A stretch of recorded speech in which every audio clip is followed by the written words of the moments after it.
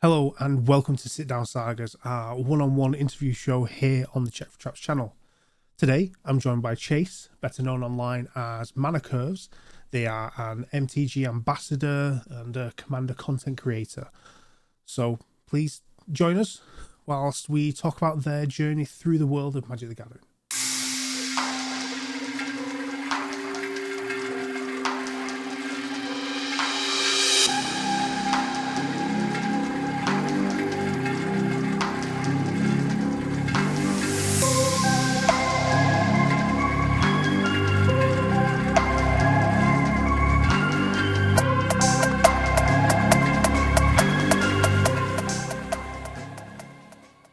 As we get started with this little interview conversation, I want to kind of jump in and learn more about how you discovered Magic. Not starting with kind of when you first started playing, but how did you realize Magic the Gathering existed? Like, what was your first kind of interaction with it? I love this because it is without a doubt the first instance of me experiencing Magic before I even knew what it was. I was in middle school. I was like maybe 13, and we had a roller rink in my hometown. It's long since gone, but my friends and we went to the roller rink, and for some reason they were like, let's go behind the roller rink, which is like woods and stuff. And I was like trying to like obviously maintain friends with these people because at the time I'm like, they're so cool. And we walk behind the woods, and there on the ground is just like booster pack wrappers and random Magic cards all over the place. And I didn't know what they were whatsoever. But I saw one card in particular that was like completely water damaged. I have it somewhere still to this day in my house. But it was white of Precinct 6. It was a black card, I think from Gate Crash. Don't take my word on that. But I saw that art and thought that was the coolest art ever, and I used that card as a bookmark for years through middle school to high school. And that's kind of my first, ever sort of discovery of Magic before I even knew what it was. Interesting. You're right. When you started that story, I was definitely getting like Stranger Things vibes. I was like, okay, roller rink night into the woods. Yeah. Okay, cool. So that was your kind of discovery of what it was. How did you get into playing it? Like, how long have you been playing Magic, and how did you start? Yeah, I've been playing Magic since 2015, so I think it's about 9-ish years. And I got started because in college I was dating this person who had been playing Magic since its inception. Okay. And I, really wanted to be supportive and learn more about my partner's interests. And so I asked him if I could watch him play a game, and he did, and I thought it was super cool. And so I had him take me after the game to Walmart to buy booster packs because our LGS was closed at the time. And we went to Walmart, we bought booster packs, and then I opened those booster packs while we ate dinner at Olive Garden. Okay. And that's my introduction to actively purchasing and learning and participating was that. Okay. And what format were you playing back then? Because was Commander big like 9 years ago for you? Oh yeah, Commander was big, but I initially did Kitchen Table because I really did not understand the concept of formats until way later than I'd like to admit. Because basically what he did is he just would build decks that were 60 cards that had a cool theme, and that was kind of it. For example, he would put 4 copies of Sol Ring in a deck. It was very much illegal Kitchen Table kind of decks. And one of my acquaintances who lived downstairs beneath him was seeing that I was playing Magic, and he asked me if I'd want to play. And he goes, "We play Commander though," and I was like, "I don't know what that is." And he's like, "This is what it is. Look it up. We do it every Thursday or whatever." And I really was struggling to make friends because I'm a very I struggle socially even now, and it was very difficult for me. So I was like, okay, cool. And so I went to my LGS. And I met the owner, whose name is Dale. At the time, he was a delight. And I said, "Hey, I want to play Commander. What's the best Commander?" And he said, "Niv Mizzet Firemind." And I went, okay. And then I built that. And that's how I started playing Commander. Fair, okay.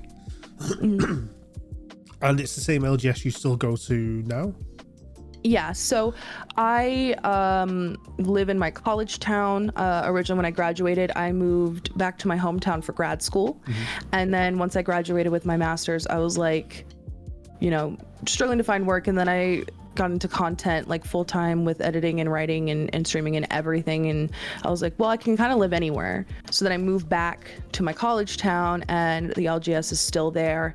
And it's like my favorite LGS, probably, just point blank, period. Nice. I've definitely seen a lot of like the Instagram reels and videos you've done of your LGS, and I am very jealous every time I see them, because like I don't have an LGS near where I am. I have to go like from this town into the city for mine, so it's a bit of a mission to get there, but it's still fun when I get there. It's just it takes a while. It's a journey. It's a trek. Yeah, it is. Yeah, it's a journey.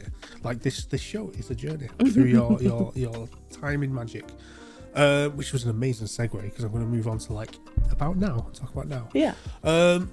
So you've been playing Magic for 9 years now, and you're head first, knee deep in the thick of it with Commander and Commander content and everything, and you are a Magic ambassador. So you're really ingrained into the community of Magic now, through the program, through just playing, and through being the person you are. How have you found the experience? Like, Magic's had I would say a big boom in recent time.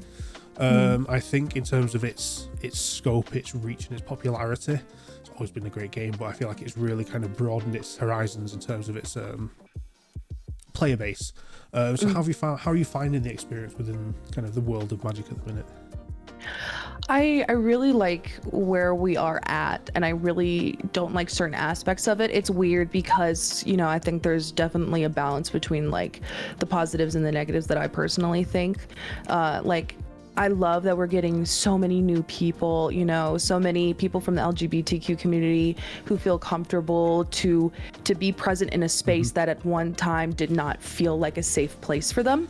And so for me, seeing that happen is so phenomenal. I get to see that through content. I get to see that through even my LGS. It's just, I love that. That's like my favorite aspect of it. And I also like being able to bring new people in. I'm not a huge fan of Universes Beyond. I teeter back and forth between liking it and not liking it. But one of the great likes I have about it is that it opens the door to people who might not necessarily have known what Magic is. I mean, I saw on Twitter the other day a person, I don't even know who, randomly, they were like, I just bought, the dog meat pre-con. I've never played a game of Magic in my life, but I couldn't help myself. And like, that's exciting to see people possibly pick up a hobby out of that bridge, which I really enjoy. I do think one of the negatives is that there is a lot of fatigue when it comes to the multitude of like product and sets that we're experiencing. And I find that to be a little exhausting, especially like, from the creator standpoint, where like, it's important to like stay on top of everything and like know what's going on. And so having that happen, and also seeing the fatigue, in like the everyday person level, like if I go to my LGS, people are like, man, like this just came out and we're already getting this, like they're getting tired too. But largely, I really love everything about it. I really wish, while I love Commander heart and soul, I really wish that we could give more room for other formats to breathe and have a presence, because Commander has been like the boom we've seen happen. And like, as a Commander player, love that, more people coming in and playing my format, but at the same time, not everything has to be for us. Yeah, I get that. I've definitely seen that myself in like the past 18 months. Just the number of sets and the number of products that have been coming out is, it's a lot. It's definitely increased. It's pretty expensive, shall we say? Yeah. Again, for the average player, like trying to keep up and feel present in the moment with the game and that, it's like it's every month you're buying new sets, and you're not even kind of getting a chance to make the most of the set that's just come out before the next one's already out. Yeah. And I remember having that period when I was in college. My partner and I, like every time a set came out, we would split a box like between us. Like we would buy it and I'd pay for half, he'd pay for half. And that was like maybe twice a year, maybe, or like maybe 3 times a year. If I had applied that same logic to now, that would be very difficult to do. Because it's a lot. Yes. And especially with like the whole collector boosters being such a key thing now that you see out there. It's like they just keep going up in price as well. It's like I like shiny cards, I like the foil treatments, but I don't have the time or money to get around to that. Like I'm only just getting the basics in. Yeah, it's a lot. Sorry. I'm gonna be honest. I'm not gonna like lie. I love it, but it's also like it's a little much. And you know, I want to take a break. It would be nice to have like a gap. It's like you would think. I mean, I guess this is just us venting now about the state of Magic a little bit, but you'd think after they finished the whole Match of the Machines, the Phyrexian kind of storyline, which I have my own qualms about. I will save that for another video on another day. You don't kill off an entire like 20-year story in one set. But anyway, you'd think after they kind of ended that, they would take a little bit of a break before now jumping into new stuff. It's like, yes, they've not started the new big story yet, but we've already had Runs at Markov Manor, we've got the Fallout, we're going straight to Thunder Junction, backed by Modern Horizons 3, Assassin's Creed, you know, all in the 1 year, and Bloomberg and Duskmorn and everything. It's a lot. Like that, you can spread that over a couple of years. It's definitely a lot, but I always like to, you know, come at things from like, I don't know, a considerate sort of perspective when it comes to this, because like I can still have qualms about something, but I can also understand that like when it comes to, you know, set design, card design, I mean, everything, these decisions are made years in advance. So like it's kind of hard to like enact immediate change without drastically changing the course of what they've already set in motion, and that also I feel like might impact them in other ways. So there's parts of me where I'm like, I really wish we would get a break, but at the same time it's like, you know, they're very well could be doing that with us in the future, but it takes time. And so that's kind of where I like to come at it from, because I do agree, like we've had so much happen already within this year. You also missed one. You missed LCI, Lost Caverns of Ixalan, that just came out this year too. So like there's a lot. And I think it's very interesting to like to take a look at that and take a look at where we used to be years ago when I first started playing.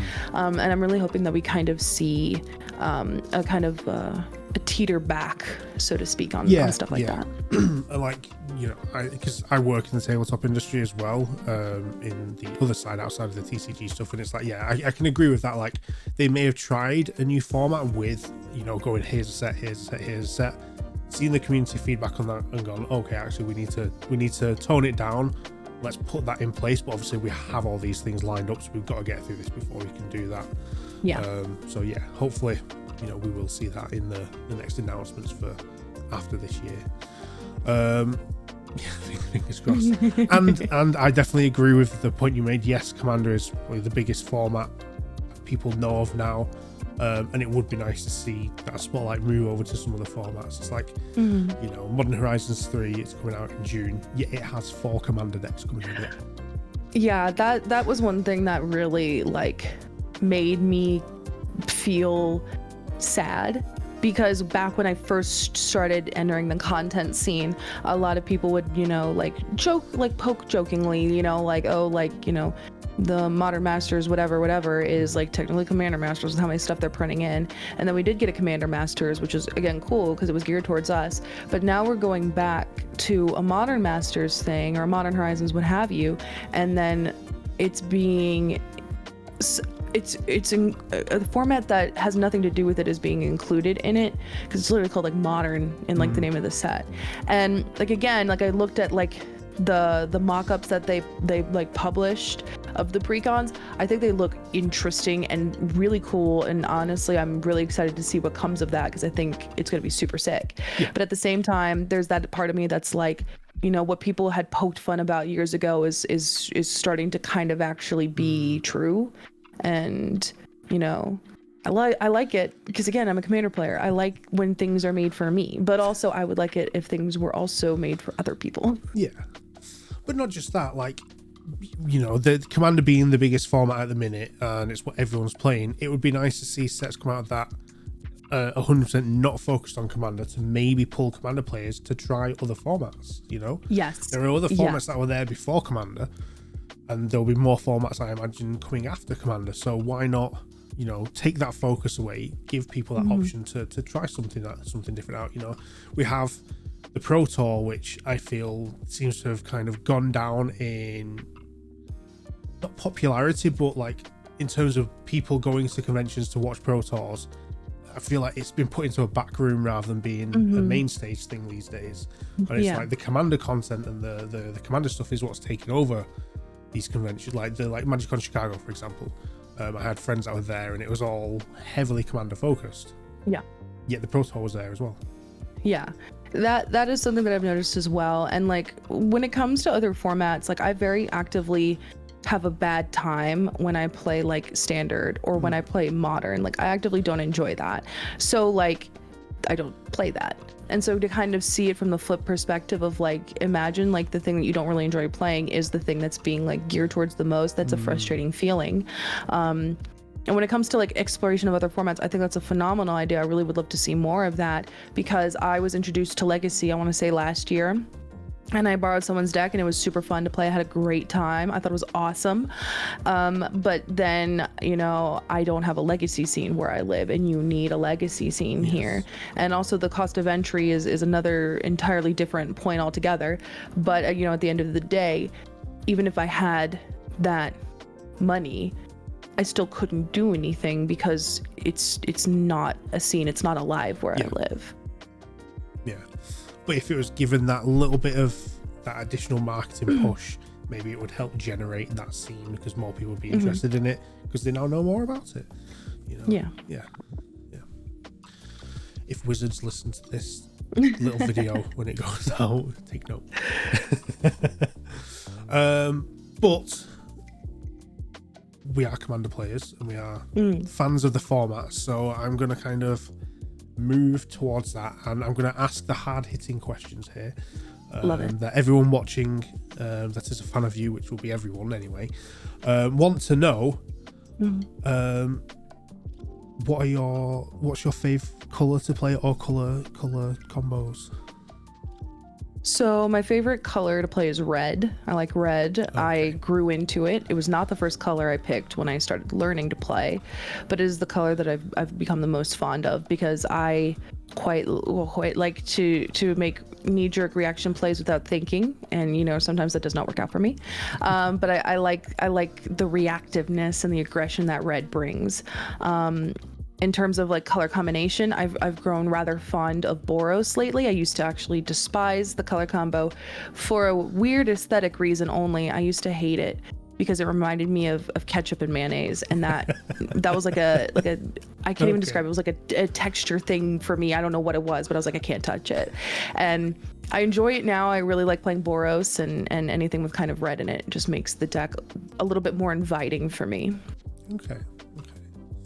Nice. I'm a hard mono black player. Ooh, that was the color I started out playing. I don't know if it's because when I first got into Magic and I was looking at the artwork, it's just black cards, that horror vibe is just, that's what hits home for me. So I really leaned into that, and then like I've expanded from that. I always said that red was never my favorite color. I don't know why. I had never played red. I was just like, no. But I have moved. I play a little bit of Rakdos now, and I enjoy it. I think it's fun. Whatever I play always has to have a little bit of goth black in there.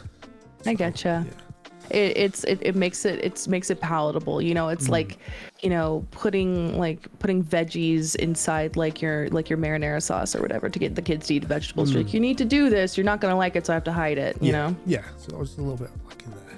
But then I'm also one of those people that plays Shoulder the Apocalypse as my commander all the time, and everyone hates me. Oh, I have one of those. I literally quite right here. I pulled one at my LGS. They hand out free packs. If you sign up for FNM, my free pack, I opened a Shieldred. I was like, guess I'm making this now, because I would never build it if I did not pull it, because she's at like $90 something right now. She's not cheap. Yeah, she is. And I've got in my deck, I've got the showcase foil, so that's at like 150 now. It's crazy. Jeez, it's a lot. Yeah. Just like, wow. I might have to proxy that and then keep it somewhere safe instead. Yeah, just put it away. Yeah. Okay, so that's your favorite color pairing, and my main color to play. Again, this is going to be a loaded question because as a commander player, you clearly make several decks. You know, you've got at least 3 commander decks, I imagine. Yeah, at least. But if you could pick a top commander that you play or you have played or you is that all-time fave, who would it be? Can I give 2 answers for 2 completely different reasons? Sure. Okay, cool. I don't know. Some people are like, that's cheating. So, my first answer is the more like card designy one, in the sense that I have a Kadric Soulkindler deck. That is a Boros commander that came out in the Dihada precon. And when I was playing the precon on stream, I played Kadric, and then I realized Kadric was bonkers good, because he says the legend rule does not apply to tokens you control. And then he says, like, you know, whenever a legendary permanent enters the battlefield, you may pay 1. If you do, you get a token copy of it. It gains haste. Exile it at the beginning of the next end step. Okay. Fun fact: that card says permanent. It does not say creature.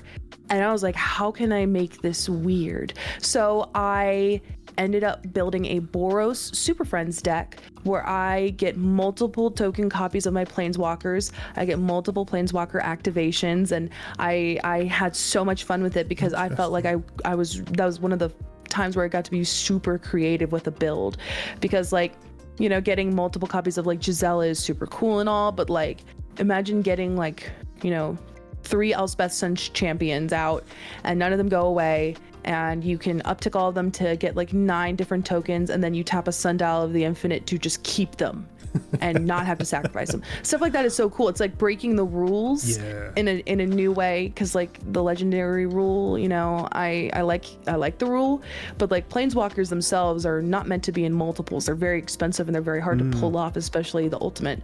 So I was like, I'm obsessed with this. So probably Kadric. For that reason alone, I love thoroughly. I like that. That's cool. I'm gonna have to look into that, because it's sick. Yeah, permanents and not creatures. That's you could do some you've got me thinking. You can do a lot. You can do a lot. Yeah. And the other one I have is it's like my favorite deck, but for different reasons. I have a 5-color Sisay Weatherlight Captain deck. And the reason why it's probably one of my favorite decks ever is because it's made entirely out of secret lairs, every single card, including the lands. And it started out as a little bit of a bit that I posted on Twitter being like, haha, hee hee, I wonder if this is possible. And then it became possible. And then I just started just doing it and sinking in money and time, and, you know, having that restriction is really fun as a deck builder, because you may be in 5 colors, but you are very greatly limited on what you can run based on what has been printed in a secret lair. So I always have fun kind of doing that. Every time a new secret lair comes out, I'm like, does this fit into the deck? Will this make the deck better? Does this give me value in a way that I don't have access to earlier? It's stuff like that I made me really love the deck. And it's like my own little personal art gallery, which is why it's also up there as well. Nice. I like that. I like building decks where there is a restriction to it, because you have to really kind of think outside of the box to put the cards in the box, you know. That's cool. I've got a friend, my friend Chia runs Sisay, but a non-secret lair deck, but it's an OP deck. It's fun. That's got to be interesting though, because having that limitation of it just being secret lair as well. Do you keep that limitation? I've got questions. I've got so many questions now. Yeah, go ahead. I like talking. Do you keep that limitation based on it is a secret lair that has been released as a secret lair, or, for example, they did the Street Fighter secret lair, and then you can now get the in-universe versions like as list cards that have the little shooting star icon, and technically that makes it a secret lair. Do you include those, or do you literally only go for what is released via the secret lair website? I only go what is released via Secret Lair, just because, you know, I really like to keep that restriction. I also don't include the stained glass planeswalkers that they released, because the only difference is that, you know, they did a different kind of art treatment to them, but it's still the exact same card, exact same art. So I didn't really include those at the time. For me, the criteria has changed a little bit, unfortunately, because they keep making stuff. So originally the limitation was it can only be SLD. I believe that's the first one, which is the code just for Secret Lair. Yeah. I'm almost certain. And then it opened up to SLU, which is Secret Lair. I think it's Ultimate Edition. It's where they created the either the shocks or the fetches, one or the other. And you can only get them via like the Ultimate Edition. So like I opened it up to that. And then when they started doing Secret Lair prize cards, I opened up the deck to SLP, because it says so right there at the bottom, Secret Lair prize card. So as long as it has a Secret Lair aspect to it, I include it in the deck, or at least I include what I think would be good for the deck. Okay, nice, interesting. And it's at this current time, it is a full 100 card playable deck. Oh yeah, it's been full 100 cards playable since August of I think 2022. I think is when I first initially started it out. Because I feel like when I tell people, especially people who aren't aware of like my adoration for this deck, and I tell them, hey, this is an all Secret Lair deck, they're like, oh, so it's gonna be a little bit weaker. But when you look at the rogues gallery of cards, so to speak, that has been printed in Secret Lairs, this deck is good. I have shocks, I have fetches, I have cultivate, I have Kodama's Reach, I have artifact removal, I have targeted removal, Swords to Plowshares, Path to Exile, Assassin's Trophy, I have tutors, I have counter spells, Blasphemous Act, Beast Within, Generous Gift, literally everything you could think of to be like a good commander card has been printed in a Secret Lair. So the deck stands on its own very easily, especially when you have a tutor in the command zone, which is really fun. So it's playable, it's good, it's fun. Nice. Here's another question actually. Do you include, so they've done Secret Lair commander decks, do you include cards from those, or do you keep those out? Because like there's Nicol Bolas and stuff, that was a Secret Lair, 2 different artist treatment and everything in the From Cute to Brute and stuff like that. Yeah, so here's the cool fun part about that. So from that was the Cute to Brute Secret Lair, which included like Avacyn and Bolas and, you know, I think like a Bloodlord Vampire and like Essica. Those cards actually do have the code, I think it's SLD, on the bottom. Whereas the rest of the cards that are normal, cards got the list symbol. They have the little mystery booster, like little planeswalker symbol in the corner, and then its original set printing code at the bottom. So none of them meet that criteria, because even though it was printed in a Secret Lair deck, it is not a Secret Lair.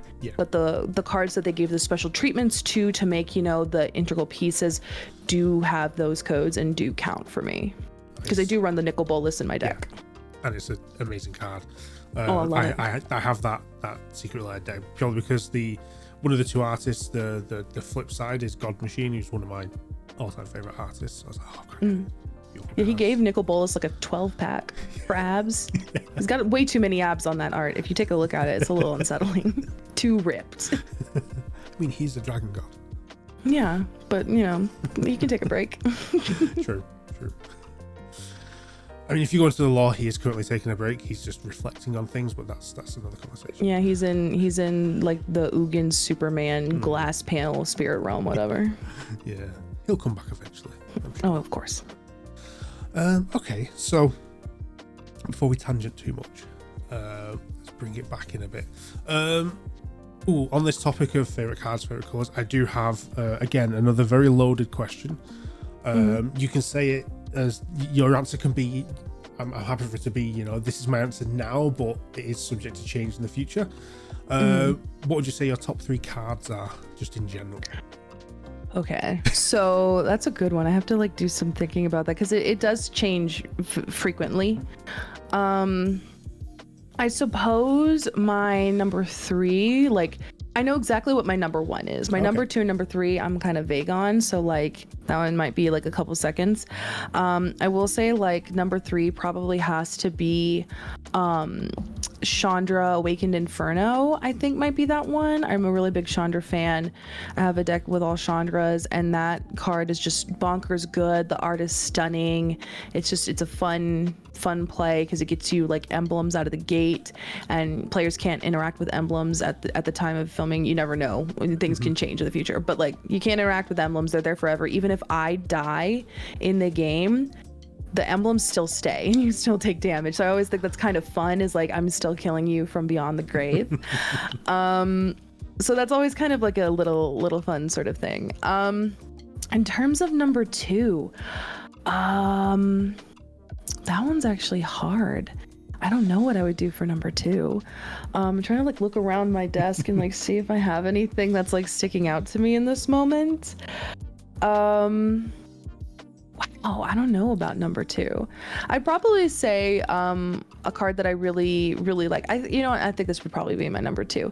It's a card that every time I have shown people my deck list, my Chandra deck list, they're like, "Why are you running this? It doesn't fit in here." But it's because they don't read the full card. So it would probably be Repeated Reverberation, which is a very, very, very fun red, I think it's an instant, that says the next time that you would cast an instant or a sorcery or activate the loyalty ability of a planeswalker, you may copy that ability or spell twice. So when you activate, like, so that works on an ultimate for Chandra. So if I like -8 to Chandra, yeah. Oh. Yeah, twice. Interesting. Yeah. It's really cool. So like if I ultimate a Chandra, it goes, okay. Like if I cast that, then ultimate the Chandra, I get multiple instances of that ultimate. And it's my favorite card in that deck, because people, when they look at it, they're like, "You're not Spellslinger, why are you running this?" I'm like, just look at the second line, you'll see. It's so fun. I've won so many games with that spell. It's underrated. I think it's slept on. I mean, most Super Friend builds I think tend to live in the realm of blue, but that card is just a powerhouse in a Super Friends deck, and I think it's phenomenal. My number 1 is super easy. It could change, but like as of now, I don't foresee that happening for a long time. Descend into Avernus, which is a phenomenal red enchantment. I believe it's from the Baldur's Gate set and not Forgotten Realms, but basically it like gives you, it's an enchantment that says at the beginning of your upkeep you may put 2 counters on Descend into Avernus, then you get treasures equal to the number of counters on it, and it deals damage equal to the numbers of counters on it, but it happens to everybody. So like it's not just me, and so it multiplies every turn. So when the first rotation everyone gets 2 treasures, takes 2 damage, then the next rotation 4, then the next rotation 6, 8, and it just goes faster and faster and faster, and it puts literally gasoline on games, and allows people to be a little bit more and I don't know, excited in their place is the best way to say it. I truly love that spell because it's fun. It gives people things that they want. You can interact with counters, in certain ways. You can proliferate them, you can remove them. And I don't think I've met a single person who has disliked the card. And in my opinion, it's probably one of my favorite card designs that I've seen within I want to say like the past 5 years, is definitely Descend into Avernus. Nice. I like that. That sounds cool. I like that it does it to everyone as well. Yep. Because I've played games where it's like, it's a really cool thing and it hurts everyone but you. It's like that just kind of takes that fun away sometimes. What if it's going to do something OP? Like I've got a card in, because I've got a Rakdos deck and it's jank, and it's just it's the new Rakdos, the Patron of Chaos one. I was like, I'm gonna play into that chaos line and just fill it with weird, crazy chaos stuff. So I've got a Havoc Festival in there. Oh, of course, jeez. I love it. It's funny. It just puts a clock on the game. But yeah, players can't gain life at the beginning of each player's upkeep. They lose half their life rounded up. Yeah, like I love it. It's fun, but it's everyone. So it's even though it hurts everyone else, it hurts me too. Exactly, and you can do so much around that. You can do builds around that. It weighs the cost really weighs evenly, I think, with the benefit that you get from that card, which is why whenever it's played either by me or anybody else, I'm like, oh, let's go, that's fun, because it just keeps ticking up. And it's just cool. I love it. It's probably one of my favorite cards, like, ever. Yeah, I do like that style of card as well. Awesome. That's a good top 3, I would say there. For the minute, like, subject to change if crazy things come out in new sets. Yeah. Or we find something in the backlog of, like, 35,000 cards that they've made. Oh yeah. Or more. Okay, so we're gonna kind of take things along and kind of look expectantly into the future. And you know, this is, again, there's a lot of loaded questions in this because, like, I like putting people on the spot. But you know, within the sphere of Magic the Gathering and the community in the world that this game has created, kind of where do you see yourself going? You know, as a person within this community. Yeah, I've given like a lot of thought about it, and ideally, you know, I would really hope for this to happen, and it's something that I've been like studying as well, is eventually I would like to, you know, become a game designer at Wizards. That's something that has always very much appealed to me. I, you know, talk game design with my friends. I read books about game design, and in general, I just think it's fascinating. I love looking at a card and just breaking down certain aspects of it, especially when they're very top down designs. They're always so much fun to see because you can just there's such a beautiful synergy between mechanic and like flavor or lore or what have you that just hits so hard. Like, there's one that I love, I think it's called Handwire Militia Captain.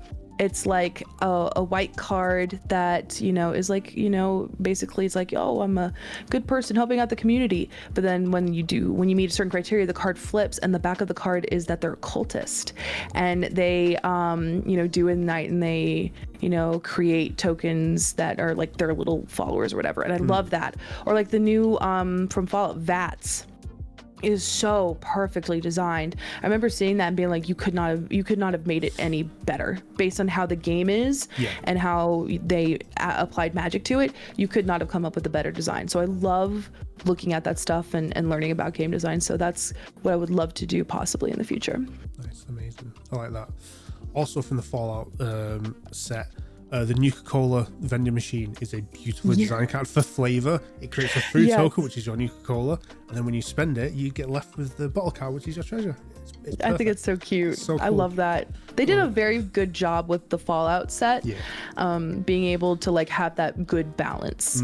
I agree. That I think is, one, very easily accessible for newer players, two, stays true to the source material, and three, also keeps up with the demand of what more enfranchised players want out of precons. So I think they did phenomenally. Yeah, and that dog meat precon is OP. House.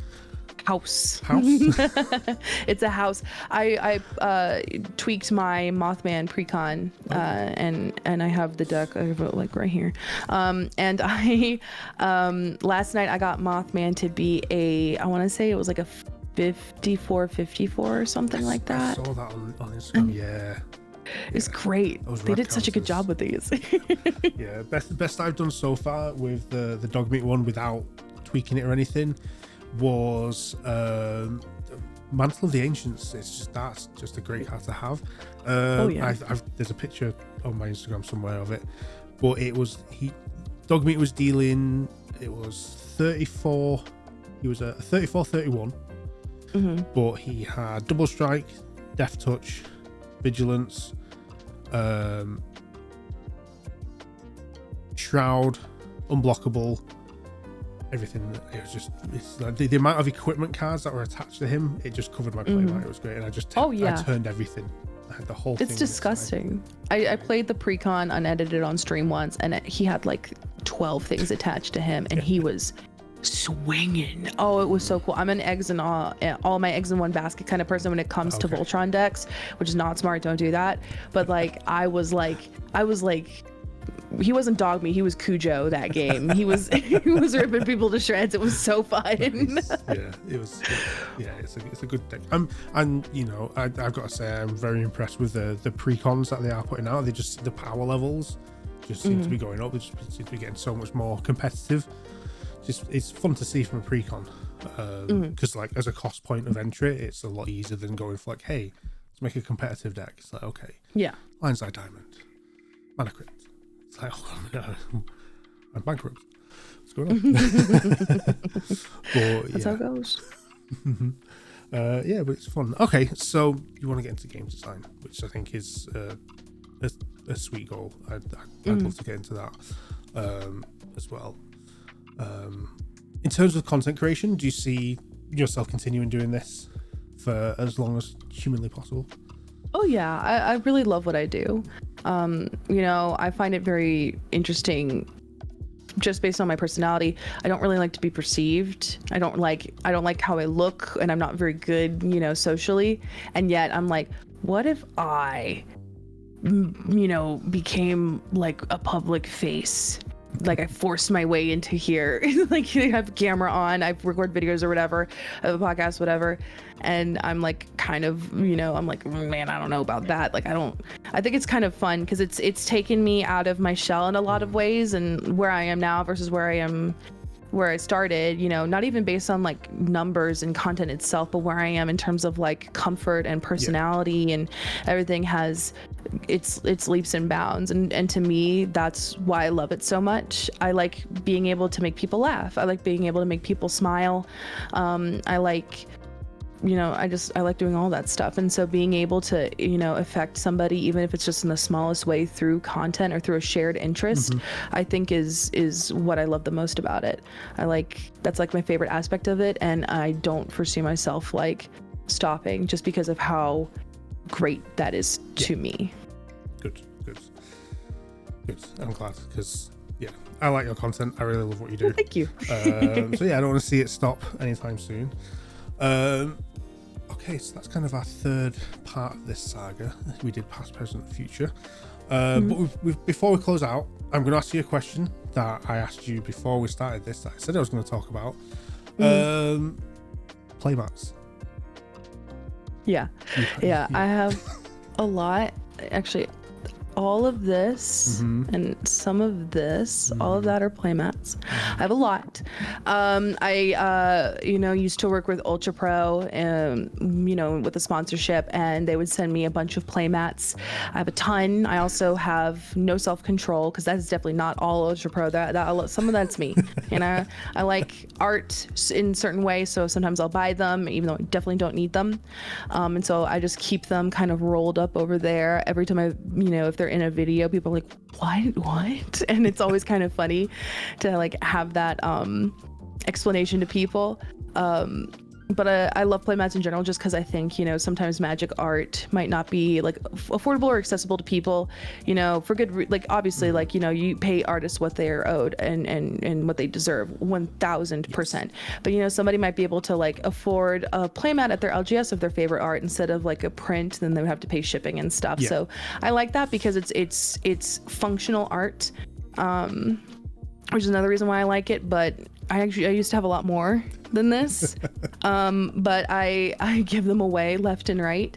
If a friend comes over to like help me do something because I'm short, I'll pay them in like a Playmat or like a deck box or something. And I also you know, give Playmats to my LGS's summer camp, just so that the kids can have like accessories when they're first starting out playing the game, because I got too many and I like getting rid of them. So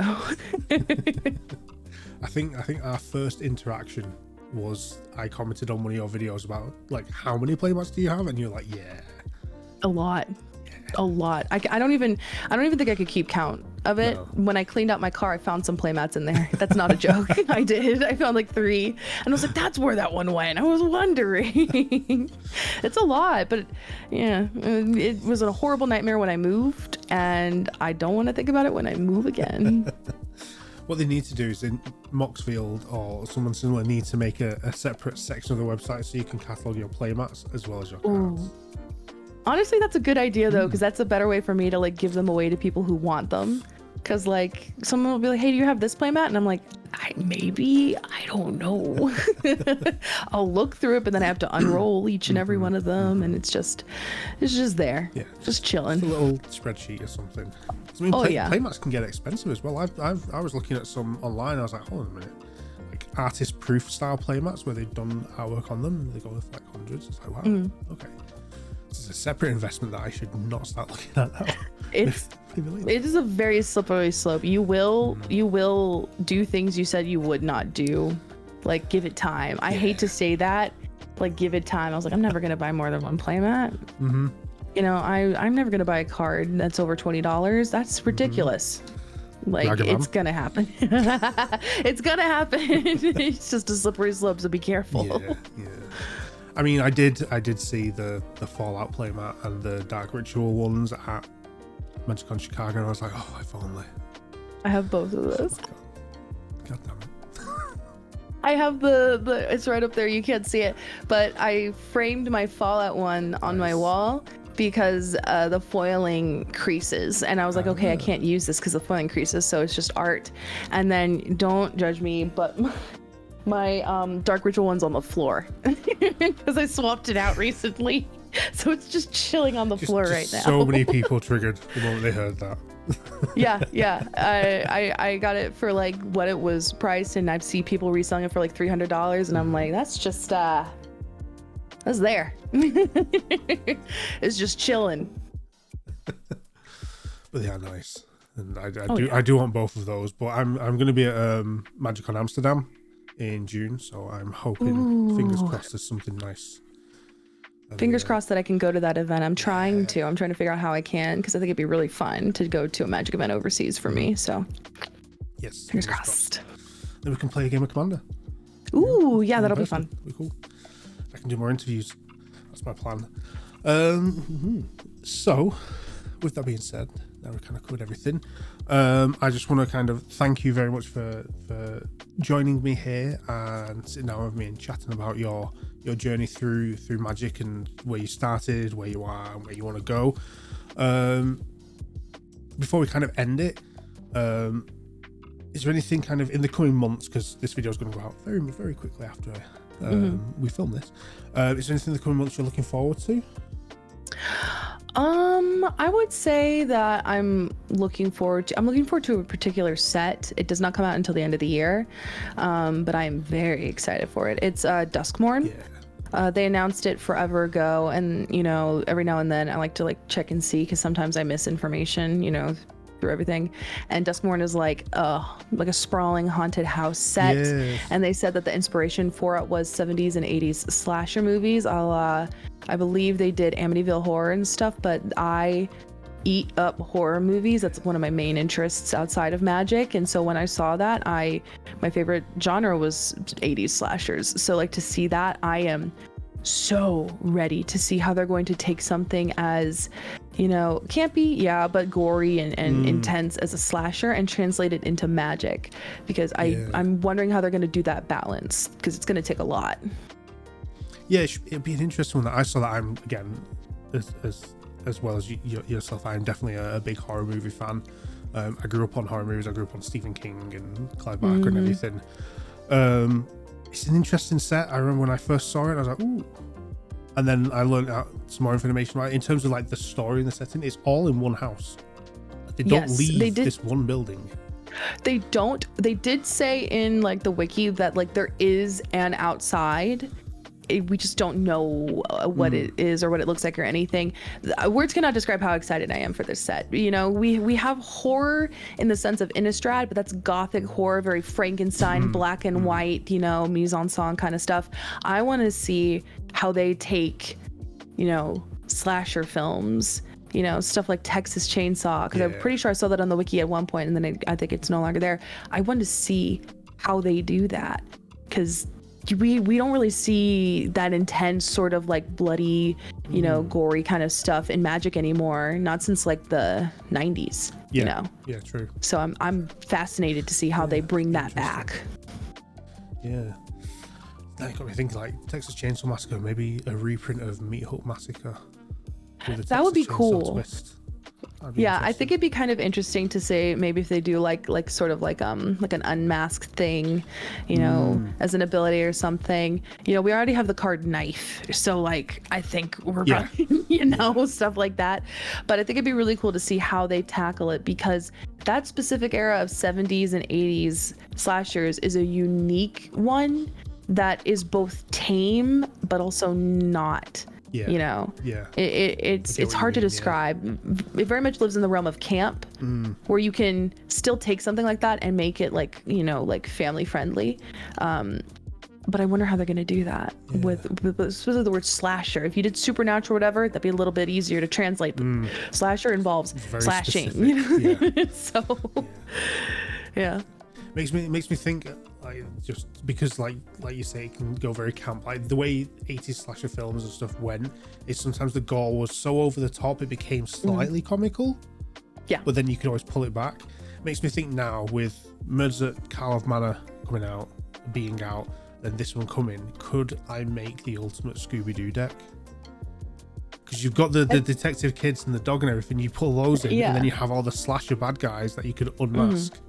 That would be a fun idea. I think that's a possibility. I'm really excited to see what they do with it, especially since we've also seen, like, this is me just being very like, you know, nosy, but we've seen the return of the depiction of blood in a Magic card, in I think it's like blood spatter analysis or whatever. I think it's a card that gets blood counters. It would be weird that yes, I would be the one to notice that, but like, you know, I've noticed that they tend to really kind of shy away from that.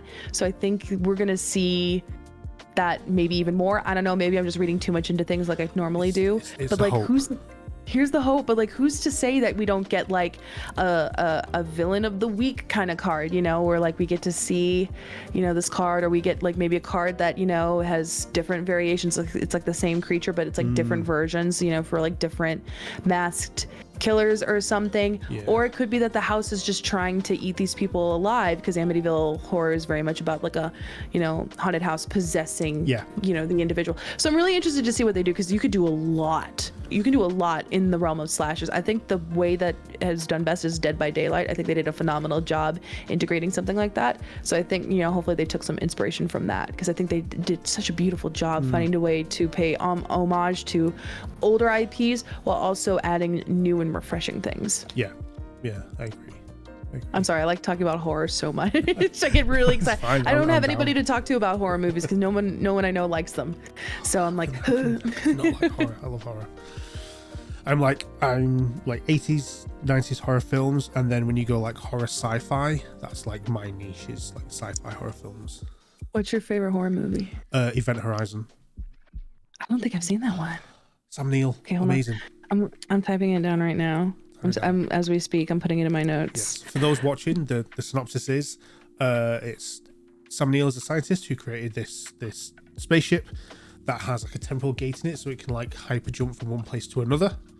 The ship and the crew, not including Sam Neill, go, and it hyper jumps and it doesn't come back. And then many years later, poof, it is back. And there is a distress call that comes from it. And now a salvage team are sent with Sam Neill, the creator of the ship, to go and retrieve it. That's all I'm going to say. Interesting. My favorite also lives in the realm of sci-fi a little bit. My favorite of all time, it has yet to change, is The Thing. Yes. Love it. Yes. I love it. I have a horror sleeve, and that's like the biggest tattoo I have is the little head crab thing from The Thing. It's my favorite horror movie of all time to this day. Beautiful. Yeah, I love and anything Eldritch is for me.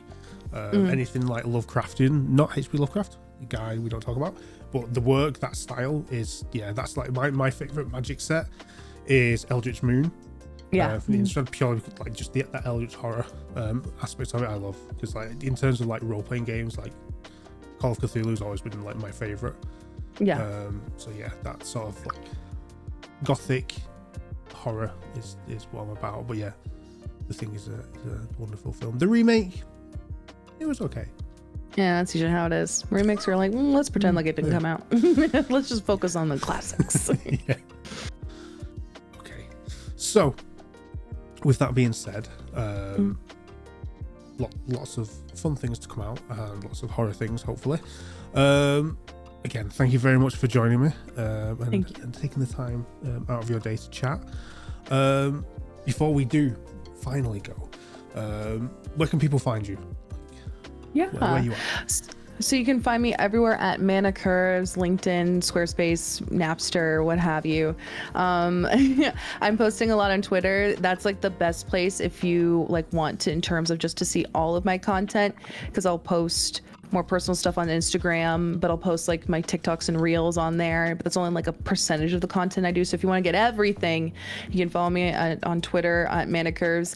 I make TikToks, Manacurves, Instagram, Manacurves. I write articles for Star City Games, and that's under my name, Chase.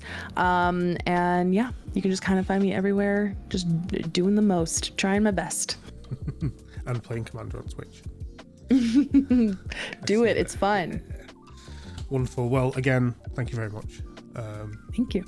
And to those watching on YouTube, thank you very much for sitting down with us and hanging out whilst we chatted. And we'll see you in the next time. We'll see you later. Peace.